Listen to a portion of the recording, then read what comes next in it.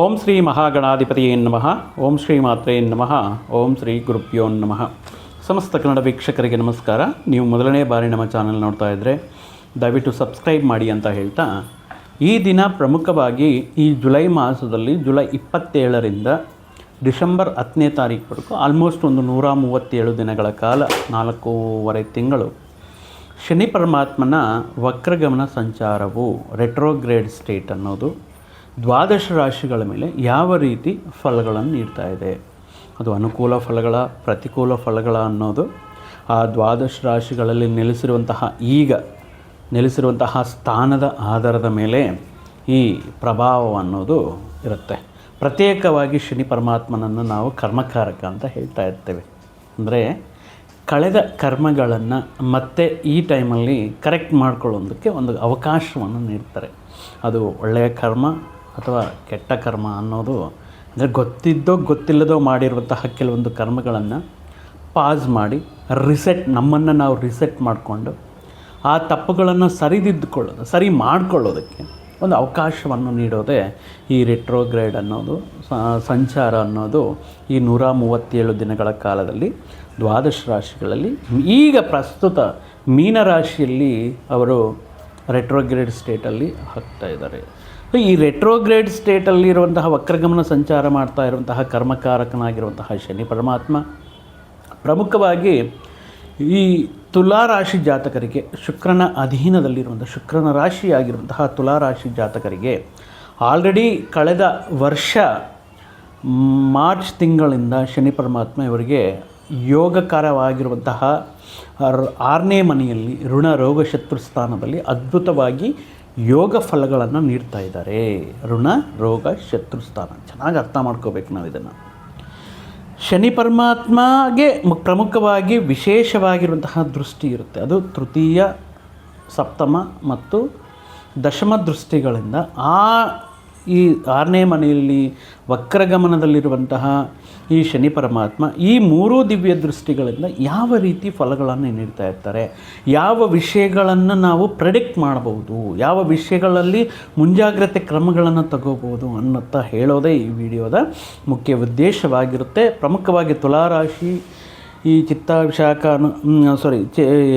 Swati ನಕ್ಷತ್ರದವರು, particular ಆಗಿ ವಿಶಾಖ ನಕ್ಷತ್ರದವರು ಯಾವ ರೀತಿ ಈ ನಕ್ಷತ್ರಗಳು, ತುಲಾರಾಶಿಯ ನಕ್ಷತ್ರದಲ್ಲಿ ಜನಿಸಿರುವಂತಹ ನಕ್ಷತ್ರದವರು ಯಾವ ರೀತಿ ಅನುಕೂಲ ಫಲಗಳಿರುತ್ತೆ ಅಂತ ನೋಡುವುದಾದರೆ, ಋಣರೋಗ ಶತ್ರುಸ್ಥಾನ ಪ್ರಮುಖವಾಗಿ ಈ ಜುಲೈ 27ರಿಂದ ಕರೆಕ್ಟಾಗಿ ನಾವು ಅರ್ಥ ಮಾಡಿಕೊಂಡು ಕಂಪ್ಲೀಟಾಗಿ ವಿಡಿಯೋ ಮಾಡಿದ್ರೆ ಮಾತ್ರ ನಮಗೆ ಅರ್ಥ ಆಗುತ್ತೆ. ಈ ಡಿಸೆಂಬರ್ 10ನೇ ತಾರೀಕು 137 ಡೇಸ್ ಏನಿದೆಯೋ ಇದು ಪ್ರಮುಖವಾಗಿ ಆರೋಗ್ಯದ ಮೇಲೆ. ಆಲ್ರೆಡಿ ಶನಿ ಪರಮಾತ್ಮ ಉತ್ತಮ ರೀತಿಯಲ್ಲಿ ಆರೋಗ್ಯವನ್ನು ನೀಡ್ತಾ ಇದ್ದಾರೆ, ಅನಾರೋಗ್ಯ ಸಮಸ್ಯೆಗಳನ್ನು ದೂರ ಮಾಡ್ತಾ ಇದ್ದಾರೆ. ಆದರೆ ಈ ವಕ್ರಗಮನ ಸಂಚಾರದಲ್ಲಿ ಹಿಂದಿನ ದಿನಗಳಲ್ಲಿ ಸಣ್ಣದಾಗಿ ಆರಂಭವಾಗಿ ಕೆಲವೊಂದು ಟ್ರೀಟ್ಮೆಂಟು ಅಥವಾ ಮೆಡಿಕೇಷನು ಯೂಸ್ ಮಾಡಿ ಕಣ್ಮೆರೆ ಆಗಿರುವಂತಹ ಕೆಲವೊಂದು ಅನಾರೋಗ್ಯ ಸಮಸ್ಯೆಗಳು ಎಗೈನ್ ಇಲ್ಲಿ ರಿಪೀಟ್ ಆಗೋದಕ್ಕೆ ಅಥವಾ ಸೂಚನೆಗಳ ಮುಖಾಂತರ ಮತ್ತೆ ಆ ಸಮಸ್ಯೆ ಬರಬಹುದೇನೋ ಅನ್ನುವ ರೀತಿಯಲ್ಲಿ ಕೆಲವೊಂದು ಸಂಕೇತಗಳು ಬರುವುದಕ್ಕೆ ಅವಕಾಶವಿರುತ್ತೆ. ಅಂದರೆ ಎಲ್ಲ ಯೋಗಕರವಾಗಿನಾಗಿದ್ದಾರಲ್ಲ, ಮತ್ತು ವಕ್ರಗತಿ ಸಂಚಾರದಲ್ಲಿ ಅನುಕೂಲವಾಗಿದೆ ಅಂತ ಹೇಳ್ತಾ ಇದ್ದಾರೆ, ಮತ್ತು ಅನಾರೋಗ್ಯ ಸಮಸ್ಯೆಗಳು ಬರ್ತಾ ಇದೆ ಅಂತ ಹೇಳಿದ್ರೆ, ಅಂದರೆ ರಿಪೀಟೆಡ್ ಆಗಿ ಬರ್ತಾ ಇರುವಂತಹ ಅನಾರೋಗ್ಯ ಸಮಸ್ಯೆಗಳಿಗೆ ಶಾಶ್ವತವಾಗಿರುವಂತಹ ಒಂದು ಪರಿಹಾರ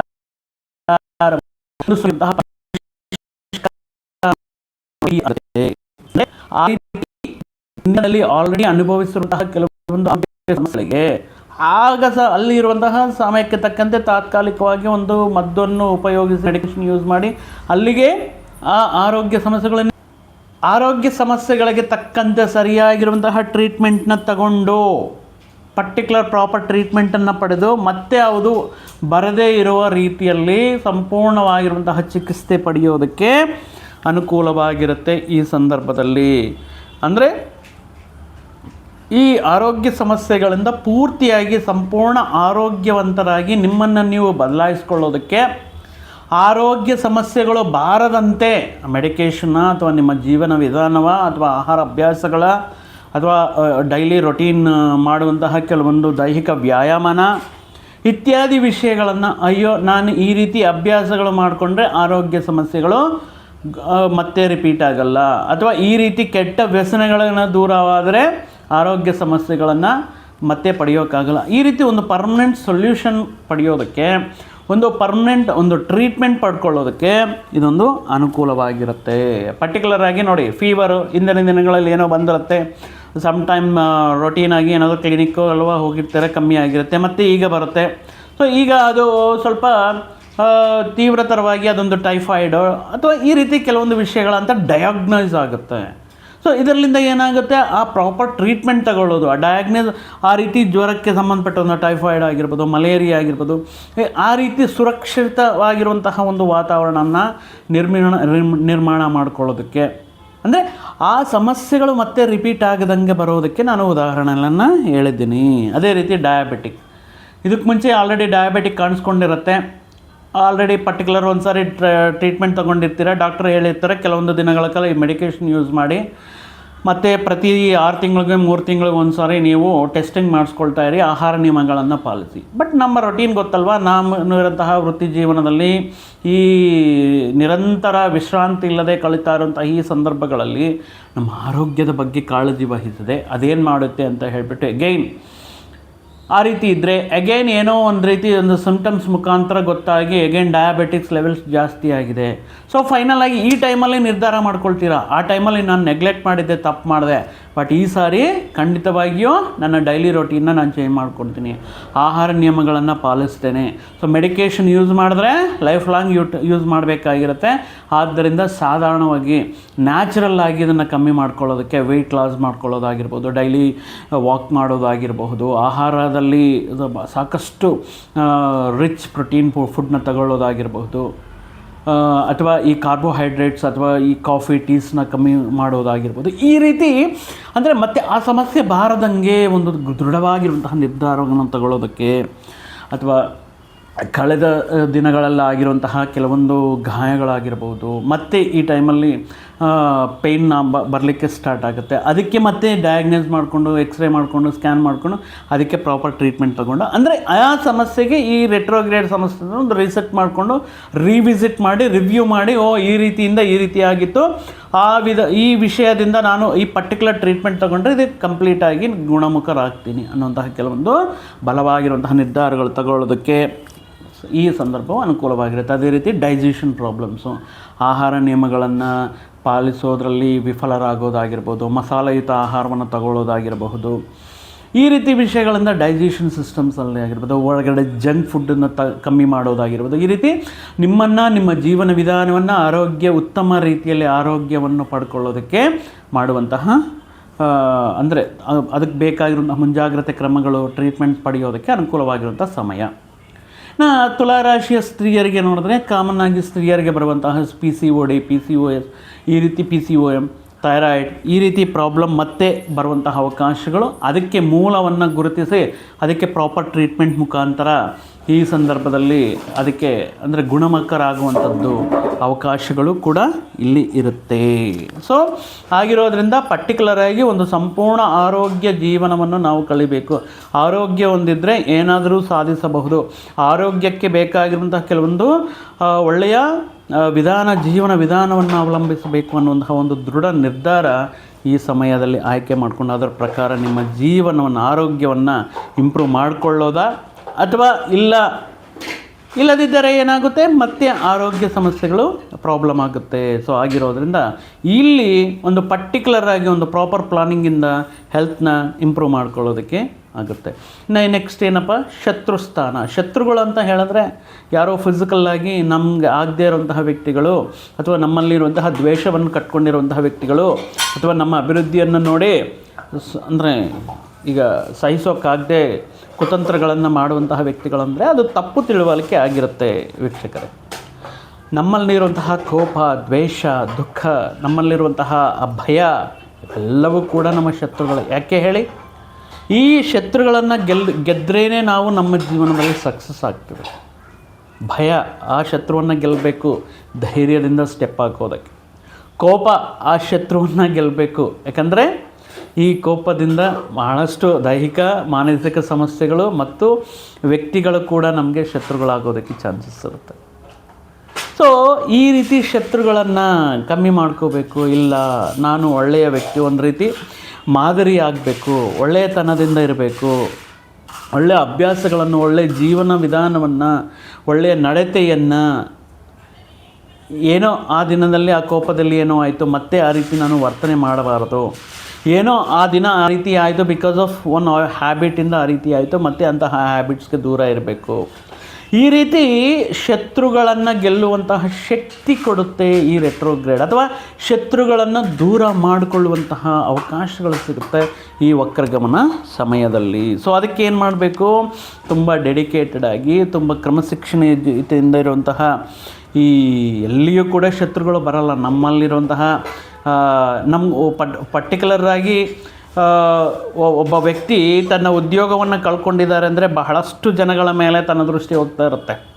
ಈ ಮೇಲಾಧಿಕಾರಿ ಈ ರೀತಿ ಮಾಡಿರ್ಬೋದು, ನನ್ನ ಕಲೀಗ್ ಈ ರೀತಿ ಮಾಡಿರಬಹುದು, ಅಥವಾ ನಾನು ಅಂದರೆ ಆಗದೇ ಇರುವಂತಹ ವ್ಯಕ್ತಿ ಈ ರೀತಿಯ. ಬಟ್ ತನ್ನ ತಾನು ವಿಶ್ಲೇಷಣೆ ಮಾಡಿಕೊಂಡು ರಿವ್ಯೂ ಮಾಡ್ಕೋಬೇಕು. ಯಾಕೆ ನಾನು ಎಷ್ಟು ಪಂಕ್ಚುವಲ್ ಆಗಿ ಆಫೀಸ್ಗೆ ಹೋಗ್ತಿದ್ದೆ, ಎಷ್ಟು ಡೆಡಿಕೇಟೆಡ್ ಆಗಿ ಪರ್ಫಾರ್ಮೆನ್ಸ್ ಇಂಪ್ರೂವ್ ಮಾಡ್ಕೊಳ್ತಿದ್ದೆ, ಎಷ್ಟು ಕಾನ್ಷಿಯಸ್ ಮೈಂಡಿಂದ ನಾನು ಅಪ್ಗ್ರೇಡ್ ಆಗ್ತಿದ್ದೆ, ನನ್ನನ್ನು ನಾನು ಅಪ್ಸ್ಕಿಲ್ ಆಗ್ತಿದ್ದೆ ಅನ್ನುವಂತಹ ವಿಶ್ಲೇಷಣೆ ಮಾಡಿಕೊಂಡ್ರೆ ಅಲ್ಲೇ ನಿಮಗೆ ಪರ್ಟಿಕ್ಯುಲರ್ ರೀಸನ್ ಸಿಗುತ್ತೆ. ಬಿಕಾಸ್ ಇಲ್ಲಿ ನಾನು ಮಿಸ್ಟೇಕ್ ಮಾಡಿದೆ, ಅದನ್ನು ಕರೆಕ್ಟ್ ಮಾಡ್ಕೊಳ್ತೀನಿ, ಆ ವಿಷಯವನ್ನು ಕರೆಕ್ಟ್ ಮಾಡ್ಕೊಳ್ತೀನಿ, ಆ ಡಿಸಿಪ್ಲಿನ್ನ ನಾನು ಅಳವಡಿಸ್ಕೊಳ್ತೀನಿ. ನಮ್ಮಲ್ಲಿರುವಂತಹ ಲೇಜಿನೆಸ್ ಅದು ಒಂದು ರೀತಿ ಶತ್ರುನೇ. ಪಂಕ್ಚುವಾಲಿಟಿ ಇಲ್ಲದೆ ಇರೋದು, ಅಲಕ್ಷ್ಯತನ, ಬಂದಿರುವಂಥ ಅವಕಾಶಗಳನ್ನು ನಾವು ನೆಗ್ಲೆಕ್ಟಿಂದ ಮಾಡೋದು, ಒಂದು ದಿನದಲ್ಲಿ ಮಾಡಬೇಕಾಗಿರುವಂಥ ಕೆಲಸವನ್ನು 10 ದಿನಗಳು ತಗೊಳ್ಳೋದು. ಈ ರೀತಿ ವಿಷಯಗಳಿಂದ ಏನಾಗುತ್ತೆ ಅಂದರೆ ನಮ್ಮಲ್ಲಿರುವಂಥ ಈ ಲೇಜಿನೆಸ್, ಈ ಪೋಸ್ಟ್ಪೋನ್ ಮಾಡುವಂಥದ್ದು ಪ್ರತಿಯೊಂದು ನಮಗೆ ಶತ್ರುಗಳಾಗಿ ನಮ್ಮ ಅಭಿವೃದ್ಧಿಗೆ ನಮಗೆ ನಾವೇ ಒಂದು ಆತಂಕವನ್ನು ಸೃಷ್ಟಿ ಮಾಡಿಕೊಂಡು ಬೇರೆಯವ್ರ ಮೇಲೆ ಬೆರಳೆತ್ತಿ ತೋರಿಸೋದು ತಪ್ಪು ಅಂತ ತಿಳ್ಕೊಂಡು ಈ ವಕ್ರಗಮನ ಸಮಯದಲ್ಲಿ ನಮ್ಮನ್ನು ನಾವು ಪರ್ಫೆಕ್ಟ್ ಅಥವಾ ಒಂದು ಕಂಪ್ಲೀಟ್ ವ್ಯಕ್ತಿತ್ವದೊಂದಿಗೆ ಬದಲಾಯಿಸ್ಕೊಳ್ಳೋದಕ್ಕೆ ಅನುಕೂಲವಿರುತ್ತೆ. ಇನ್ನೊಂದೇನಪ್ಪ, ಋಣಗಳು, ಸಾಲದ ಸಮಸ್ಯೆಗಳು. ಈ ಸಂದರ್ಭದಲ್ಲಿ ಇಂದಿನ ದಿನಗಳಲ್ಲಿ ಮಾಡಿರುವಂತಹ ಸಾಲಗಳನ್ನು ತೀರಿಸುವಂತಹ, ಏನಕ್ಕೆ ಸಾಲ ಆಯಿತು ಅಥವಾ ಆ ಸಾಲವನ್ನು ತೀರಿಸುವಂತಹ ಮಾರ್ಗಗಳನ್ನು ಕಂಡುಕೊಳ್ಳೋದಕ್ಕೆ, ಅಥವಾ ಜಾಸ್ತಿ ಬಡ್ಡಿಗೆ ತಗೊಂಡಿದ್ದರೆ ಈಗ ಸದ್ಯಕ್ಕೆ ಏನಾದರೂ ಒಂದು ರಿಯಾಯಿತಿ ರೂಪದಲ್ಲಿಯೋ ಕೆಲವೊಂದು ವಿಷಯಗಳ ರೂಪದಲ್ಲಿಯೋ ಕಮ್ಮಿ ಬಡ್ಡಿಗೆ ಮತ್ತೆ ತಗೊಂಡು ಅದನ್ನು ಕ್ಲಿಯರ್ ಮಾಡಿ ಇದನ್ನು ಪ್ರತಿ ತಿಂಗಳು ಕೂಡ ಸ್ವಲ್ಪ ಸ್ವಲ್ಪ ಕಟ್ಕೊಳ್ತಾ ಅಲ್ಲಿ ಬಡ್ಡಿಯ ಹೊರೆ ಅನ್ನೋದು ಕಮ್ಮಿ ಆಗುತ್ತೆ. ಪ್ರತಿ ತಿಂಗಳು ಸೇವಿಂಗ್ಸ್ ಮಾಡ್ಕೊಳ್ತಾ ಅಥವಾ ಪ್ರತಿ ತಿಂಗಳು ನಾನು ಈ ಸಾಲವನ್ನು ತೀರಿಸ್ತೀನಿ ಅನ್ನೋಂಥ ಒಂದು ಹಠ ಛಲ ಜಾಸ್ತಿಯಾಗಿ ಸಾಲಗಳನ್ನು ತೀರಿಸುವಂತಹ ಅಥವಾ ಕ್ಲಿಯರ್ ಮಾಡಿಕೊಳ್ಳುವಂತಹ ಒಂದು ಅವಕಾಶಗಳು ಕೂಡ ವಕ್ರಗಮನ ಸಂಚಾರದಲ್ಲಿ ತುಲಾರಾಶಿಯವರು ನಿರೀಕ್ಷಿಸಬಹುದು.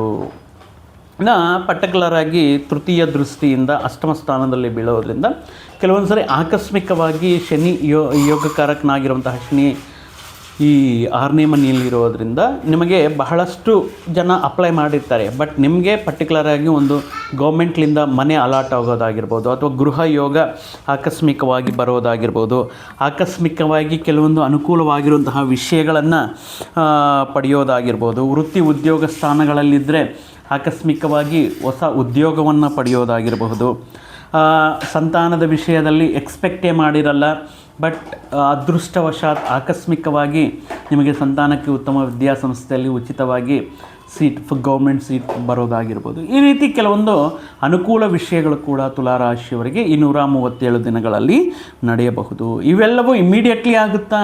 ಈ ಜುಲೈ 27 ಅಂದರೆ 28ರಿಂದ ಅಂತ ಆಗುತ್ತಾ ಅಂದರೆ, ಬಿಕಾಸ್ ಇಲ್ಲಿರೋದು ಯಾರು? ಶನಿ ಪರಮಾತ್ಮ. ಇವರು ನಮ್ಮ ತಾಳ್ಮೆಗೆ ಪರೀಕ್ಷೆ ನೀಡುವಂತಹ ಅಂದರೆ ಒಂದು ಗ್ರಹವಾಗಿರುತ್ತೆ. ನಮ್ಮಲ್ಲಿರುವಂತಹ ಸಮಯ ಪಾಲನೆ, ನಮ್ಮಲ್ಲಿರುವಂತಹ ಡೆಡಿಕೇಷನ್, ನಮ್ಮ ಹಾರ್ಡ್ ವರ್ಕ್ ಮೇಲೆ ಶನಿ ಪರಮಾತ್ಮ ಫಲಗಳನ್ನು ಕೊಡ್ತಾ ಇರ್ತಾರೆ. ಸೊ ನಾವು ಎಷ್ಟು ಮಟ್ಟಿಗೆ ಪ್ರಯತ್ನಗಳು ಮಾಡ್ತಾ ಇದ್ದೀವಿ ಅನ್ನೋದು ಕೂಡ, ನಾವು ಎಷ್ಟು ಮಟ್ಟಿಗೆ ನಾವು ದಾನ ಧರ್ಮಗಳು ಮಾಡ್ತಾ ಇದ್ದೀವಿ, ಒಳ್ಳೆಯತನದಿಂದ ಇದ್ದೇವೆ, ಎಷ್ಟು ಆಧ್ಯಾತ್ಮಿಕ ವಿಷಯದಿಂದ ಪರಿಹಾರಗಳು ಮಾಡ್ಕೊಳ್ತಾ ಇದ್ದೀವಿ, ದೈವಾರಾಧನೆ ಮಾಡ್ತಾ ಇದ್ದೀವಿ ಅನ್ನುವಂತಹ ವಿಷಯಗಳು ಕೂಡ ಶನಿ ಪರಮಾತ್ಮನ ನೀಡುವಂತಹ ಶುಭ ಫಲಗಳನ್ನು ಮೇಲೆ ಆಧರಿಸಿ ಇರುತ್ತೆ. ಸಪ್ತಮ ದೃಷ್ಟಿ ಇರುತ್ತೆ. ವಿಶೇಷವಾಗಿ ಸಪ್ತಮ ದೃಷ್ಟಿಯಿಂದ ಪರ್ಟಿಕ್ಯುಲರ್ ಆಗಿ ಈ ಸಂದರ್ಭದಲ್ಲಿ ತುಲಾರಾಶಿಯವರಿಗೆ ವಿದೇಶಿ ಪ್ರಯಾಣಗಳು ಮಾಡುವಂತಹ ಅವಕಾಶಗಳು ಬರುವುದು, ಅಥವಾ ತುಂಬ ದಿನಗಳಿಂದ ಈಡೇರದೇ ಇರುವಂತಹ ಕೆಲವೊಂದು ಮನಸ್ಸಲ್ಲಿರುವಂತಹ ಕೆಲವೊಂದು ಬಯಕೆಗಳನ್ನು, ಆಸೆಗಳನ್ನು ಈಡೇರಿಸಿಕೊಳ್ಳುವಂತಹ ಸಂದರ್ಭಗಳಾಗಿರಬಹುದು. ಈ ಸಂದರ್ಭದಲ್ಲಿ ಎಲ್ಲವೂ ಕೂಡ ಭವಿಷ್ಯಕ್ಕೋಸ್ಕರ ಒಂದು ಪರ್ಮನೆಂಟಾಗಿ ಒಂದು ಪ್ರೀಮಿಯಂ ತಗೊಳ್ಳೋದು, ಒಂದು LIC ಪಾಲಿಸಿ ತಗೊಳ್ಳೋದು, ಅಥವಾ ಕೆಲವೊಂದು ಭವಿಷ್ಯಕ್ಕೋಸ್ಕರ ಯಾವುದಾದ್ರೂ ಒಳ್ಳೆಯ ಅವರ ಭವಿಷ್ಯಕ್ಕಾಗಿ ಒಳ್ಳೆಯ ರೀತಿಯಲ್ಲಿ ಭವಿಷ್ಯ ನಿಧಿಯನ್ನು ಕ್ರಿಯೇಟ್ ಮಾಡಿಕೊಳ್ಳೋದು. ಹಿಂದಿನ ದಿನಗಳಲ್ಲಿ ಏನಾದರೂ ಸಮ್ವೇರ್ ಇಫ್ ಯು ಲಾಸ್ಟ್, ನೀವೇನಾದರೂ ಮನಿ ಕಳ್ಕೊಂಡಿದ್ರೆ ಬೇಡ, ಇಂತಹ ವಿಷಯಗಳಲ್ಲಿ ಇನ್ವೆಸ್ಟ್ಮೆಂಟ್ ಮಾಡಿದ್ರೆ ಮತ್ತೆ ನನಗೆ ಮೋಸ ಆಗಲಿಕ್ಕೆ ಚಾನ್ಸಸ್ ಇರುತ್ತೆ. ಸೊ ಇಂತಹ ವಿಷಯಗಳಿಂದ, ಅಂದರೆ ಪಾಸ್ಟಲ್ಲಿ ಮಾಡಿರುವಂತಹ ಕರ್ಮಗಳು, ಗುಣಪಾಠಗಳಿಂದ ಈ ಸಂದರ್ಭದಲ್ಲಿ ಒಳ್ಳೆಯ ಆಯ್ಕೆ, ಒಳ್ಳೆಯ ನಿರ್ಧಾರಗಳಿಂದ ನಿಮ್ಮ ಇನ್ವೆಸ್ಟ್ಮೆಂಟ್ಗಳನ್ನು ಮಾಡ್ಕೊಳ್ಳಿರುತ್ತೆ. ಇನ್ನು ದಶಮ ಸ್ಥಾನದಲ್ಲಿ ಶನಿ ಪರಮಾತ್ಮ, ದಶಮ ಅಂದ್ರೇ ಕರ್ಮ, ಉದ್ಯೋಗ, ರಾಜ್ಯಭಾರ, ಜವಾಬ್ದಾರಿಗಳು ಅನ್ನು ಹೇಳ್ತಾ ಇದೆ. ಮತ್ತು ದಶಮ ದೃಷ್ಟಿ ಶನಿ ಪರಮಾತ್ಮನಿಗಿದೆಯಲ್ಲ. ಸೊ ಆಗಿರೋದ್ರಿಂದ ಯಾವುದೇ ರೀತಿಯಲ್ಲಿ ಆಗಲಿ ಒಂದು ಹಠ, ಛಲ, ನನಗೆ ಒಂದು ಐಡೆಂಟಿಟಿ ಬೇಕು, ನನ್ನ ಕೆರಿಯರಲ್ಲಿ ಗ್ರೋತ್ ಬೇಕು, ಪ್ರಮೋಷನ್ ಬೇಕು, ಅದಕ್ಕೋಸ್ಕರ ಎಷ್ಟು ಬೇಕಾದರೂ ಕೂಡ ಕಷ್ಟ ಬೀಳೋದಕ್ಕೆ, ನನ್ನನ್ನು ನಾನು ಬದಲಾಯಿಸ್ಕೊಳ್ಳೋದಕ್ಕೆ ರೆಡಿ. ಯಾಕೆ? ಆ ಪ್ರಮೋಷನಿಂದ ಆದಾಯ ಹೆಚ್ಚಳವಾಗುತ್ತೆ, ಅದರಿಂದ ಮನಸ್ಸಲ್ಲಿರುವಂಥ ಆಸೆಗಳನ್ನು ಈಡೇರಿಸ್ಕೋಬೋದು, ಅಥವಾ ಸಾಲಗಳನ್ನು ತೀರಿಸ್ಕೋಬೋದು. ಎಲ್ಲವೂ ಕೂಡ ಈ 6ನೇ ಮನೆಯ, ಅಂದರೆ ಋಣ ರೋಗ ಶತ್ರುಸ್ಥಾನಕ್ಕೆ ಲಿಂಕ್ ಆಗಿರುವಂಥದ್ದು. ನನಗೆ ಪ್ರಮೋಷನ್ ಬಂದರೆ ಬಹಳಷ್ಟು ನನಗೆ ಗೌರವ, ನೇಮು, ಫೇಮು ಎಲ್ಲವೂ ಕೂಡ ಜಾಸ್ತಿ ಆಗುತ್ತೆ. ಈ ರೀತಿ ಕೆಲವೊಂದು ವಿಷಯಗಳಿಂದ ಈ ಅನುಕೂಲವಾಗಿರುವಂತಹ ನಿಮ್ಮನ್ನು ನೀವು ಬದಲಾಯಿಸ್ಕೊಳ್ಳೋದಕ್ಕೆ, ನಿಮ್ಮನ್ನು ನೀವು ಪರಿಪೂರ್ಣವಾಗಿರುವಂತಹ ವ್ಯಕ್ತಿಯಾಗಿ, ಒಂದು ಬದಲಾಗ್ತಾ ಇರುವಂತಹ ವ್ಯಕ್ತಿಯಾಗಿ, ನಿಮ್ಮ ತಪ್ಪುಗಳನ್ನು ಕರೆಕ್ಟ್ ಮಾಡ್ಕೊಳ್ಳೋದಕ್ಕೆ ಈ ರೆಟ್ರೋಗ್ರೇಡ್ ಫೇಸ್ ಅನ್ನೋದು ಅನುಕೂಲವಾಗಿರುತ್ತೆ. ಸೊ ನಿಮ್ಮ ಅಣ್ಣ, ಈ ಸಹೋದರಿಯರಾಗಿರಬಹುದು, ನಿಮ್ಮ ಕೆಳಗಡೆ ಕೆಲಸ ಮಾಡ್ತಾ ಇರುವಂಥ ಸ್ಟಾಫ್ ಆಗಿರ್ಬೋದು, ನಿಮ್ಮ ಸಹೋದ್ಯೋಗಿಗಳ ಮಧ್ಯೆ ಏನಾದರೂ ಅಪಾರ್ಥಗಳಿರುವಂಥ ಸಂದರ್ಭದಲ್ಲಿಯೂ ಕೂಡ ಈ ಸಂದರ್ಭದಲ್ಲಿ ಅವೆಲ್ಲವೂ ಕೂಡ ಬಗೆಹರಿದು ಏನಾಗುತ್ತೆ, ನೀವು ಮಾಡುವಂತಹ ಪ್ರಯತ್ನಗಳಿಗೆ ಅನುಕೂಲ ರೀತಿಯಲ್ಲಿ ಈ ನಿಮ್ಮ ಅಭಿವೃದ್ಧಿಗೆ ಸಹಕಾರವನ್ನು ನೀಡ್ತಾರೆ. ಆದರೆ ಇಲ್ಲಿ ಶನಿ ಪರಮಾತ್ಮ ಸಾನುಕೂಲ ಮತ್ತು ಪ್ರತಿಕೂಲ ಫಲಗಳನ್ನು ಕೂಡ ನೀಡ್ತಾ ಇರ್ತಾರೆ. ಸೊ ಆಗಿರೋದ್ರಿಂದ ನಿಮ್ಮ ಪ್ರಯತ್ನವು ಆದಷ್ಟು ಧರ್ಮಬದ್ಧವಾಗಿರಬೇಕಾಗಿರುತ್ತೆ, ನ್ಯಾಯಬದ್ಧವಾಗಿರಬೇಕಾಗಿರುತ್ತೆ, ಪ್ರಾಮಾಣಿಕವಾಗಿರಬೇಕಾಗಿರುತ್ತೆ. ಸೊ ಕೆಲವೊಂದು ಸಾರಿ ಏನು ಮಾಡಬೇಕಾಗಿರುತ್ತೆ, ನಮ್ಮಲ್ಲಿರುವಂತಹ ಲೇಜಿನೆಸ್ ಅನ್ನುವಂತಹ ಶತ್ರುವನ್ನು, ನಮ್ಮಲ್ಲಿರುವಂತಹ ನೆಗೆಟಿವ್ನೆಸ್ ಅನ್ನುವಂತಹ ಶತ್ರುವನ್ನು, ದ್ವೇಷ ಅನ್ನುವಂತಹ ಶತ್ರುವನ್ನು ನಮ್ಮಿಂದ ಅದನ್ನು ದೂರ ಮಾಡಿಕೊಂಡು ಖಂಡಿತವಾಗಿಯೂ ಪ್ರೀತಿ, ಅಭಿಮಾನ ಅಥವಾ ಸ್ನೇಹ, ಕಷ್ಟದಲ್ಲಿರುವಂತಹ ವ್ಯಕ್ತಿಗಳಿಗೆ ಸಹಾಯ ಮಾಡುವಂತಹ ಗುಣ ಇತ್ಯಾದಿ ಒಳ್ಳೆಯ ವಿಷಯಗಳಿಂದ ಈ ಶನಿ ಪರಮಾತ್ಮ ತನ್ನ ಕರ್ಮ ಫಲಗಳನ್ನು ನೀಡ್ತಾ ಇರೋದರಿಂದ ಈ 137 ದಿನಗಳಲ್ಲಿ ಋಣ ರೋಗ ಶತ್ರು ಸಂಬಂಧಪಟ್ಟಿರುವಂತಹ ಸಮಸ್ಯೆಗಳಿಂದ ಹೊರಗಡೆ ಬನ್ನಿ. ಮತ್ತು ಆ ಶ್ರೀ ಗುರುರಾಯರ ಸಂಪೂರ್ಣ ಅನುಗ್ರಹ, ಶ್ರೀ ಮಹಾಲಕ್ಷ್ಮೀ ದೇವಿಯ ಕೃಪಾ ಕಟಾಕ್ಷಗಳು ನಿಮ್ಮ ಮೇಲೆ ಇರಲಿ ಅಂತ ಹೇಳ್ತಾ, ಮತ್ತೊಂದು ವಿಡಿಯೋ ಜೊತೆಗೆ ಮತ್ತೊಂದು ಆಸಕ್ತಿಕರ ವಿಷಯದ ಜೊತೆಗೆ ನಿಮ್ಮ ಮುಂದೆ ಮತ್ತೆ ಬರ್ತೀನಿ. ಅಲ್ಲಿಯವರೆಗೂ ಸರ್ವೇ ಜನಾಂ ಸುಖಿನೋ ಭವಂತು, ಸಮಸ್ತ ಸನ್ಮಂಗಳಾನಿ ಭವಂತು. ಜೈ ಶ್ರೀರಾಮ್.